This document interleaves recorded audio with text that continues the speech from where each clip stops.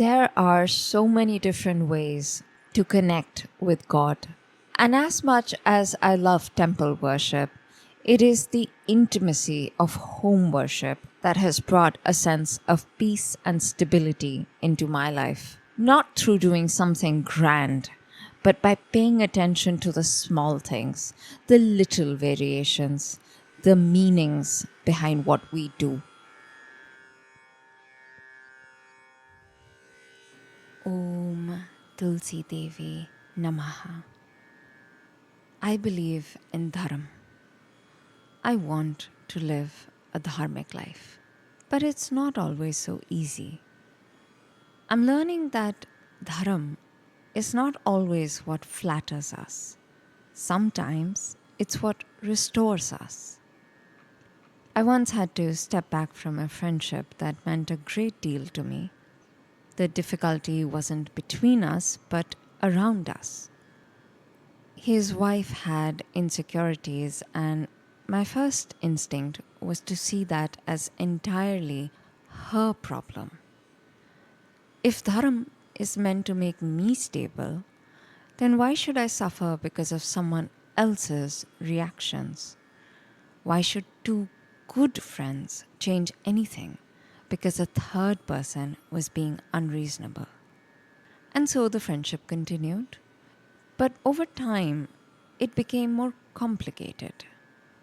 There were tensions to manage, there were lies that had to be told, and there was a constant inner narrative that this was all justified because she was the one behaving badly. Outwardly, it seemed like a manageable relationship, but inwardly, it felt increasingly tangled. I found the deepest clarity to this situation in my garden through my Tulsi.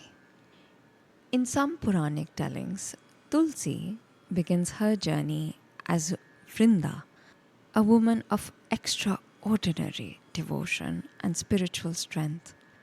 The power of her virtue was so vast that it protected her husband, the Asura king Jalandhara, making him nearly impossible to defeat. He used that protection not for wisdom, but for domination and conflict. As the balance of the world was disturbed, the gods turned to Vishnu for help. Vishnu chose to intervene by appearing before Vrinda in the form of her husband. In that moment, what Vrinda believed and what was real were no longer the same. Her devotion broke and her husband was no longer protected. But this had consequences. Vrinda was devastated. Her faith had been shaken at its deepest point. In grief and in righteous anger, she declared that Vishnu himself should become stone.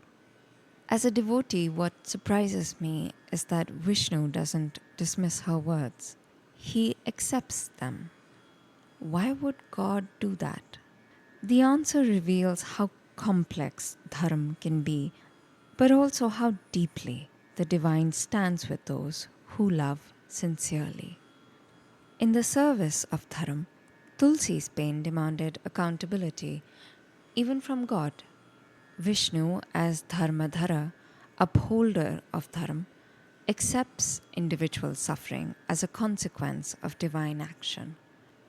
This story holds two truths at once: the needs of the world and the wound of one person. Vrinda's path also gave us something else, a way of understanding Maya. Maya, or illusion, is the world of appearances where things aren't always what they seem.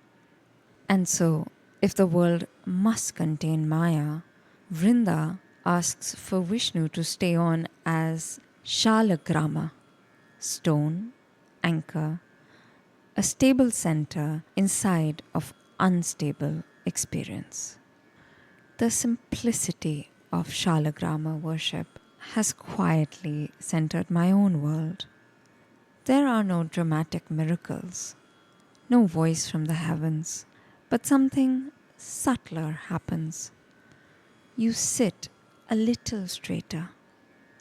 you become more willing to look at the unattractive truth.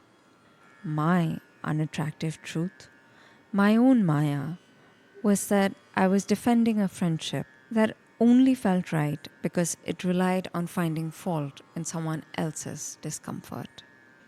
If my intentions were truly clean, why was there disharmony, concealment, and disorder all around us? And so I stepped back. I could not remain in a friendship that asked for lies. I chose the path that was the hardest, but also the one that closed unnecessary problems and untangled my life. Vrinda's hurt does not end in destruction. She becomes devotion as Tulsi, and Vishnu becomes presence as Shalagrama. Vrinda's wound then becomes a path for worship. And if I am honest, so did mine. What felt like loss became a deeper faith in Dharam and a steadier way of living. Join me in the next episode as I keep exploring these small, everyday ritual insights and what we can actually do with them.